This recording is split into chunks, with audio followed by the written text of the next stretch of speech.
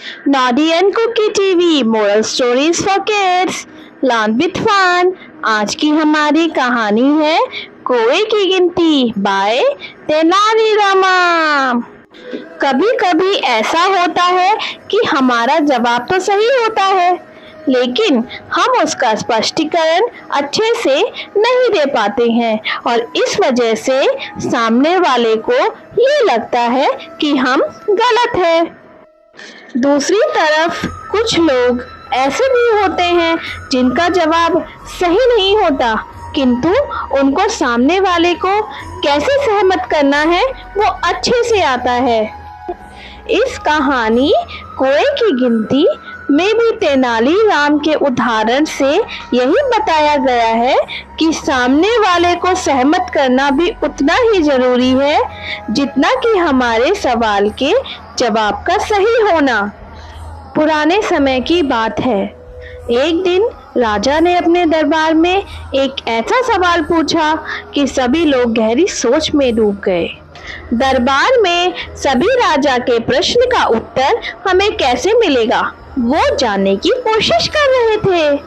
उसी दौरान तेनालीराम दरबार के अंदर आए और सभी को गहरी सोच में डूबा हुआ देख पूछने लगे कि आखिर बात क्या है। राजा ने तेनालीराम से कहा कि सवाल यह है कि शहर में कितने कौवे हैं। राजा का प्रश्न सुनते तेनालीराम ने हंसते हुए जवाब दिया कि महाराज, हमारे शहर में 20,506 कौवे हैं। राजा ने तुरंत तेनालीराम से पूछा कि आखिर तुम इसका सही जवाब कैसे जानते हो।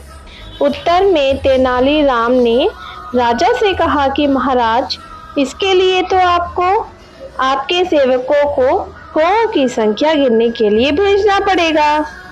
यदि अधिक कौवे मिले तो इसका मतलब होगा कि कौवों के रिश्तेदार उनके आसपास के शहरों से आए होंगे उन्हें मिलने के लिए, और अगर इससे कम कौवे मिले तो हमारे शहर के जो कौवे हैं वो बाहर रहने वाले अपने रिश्तेदारों के पास जरूर गए होंगे।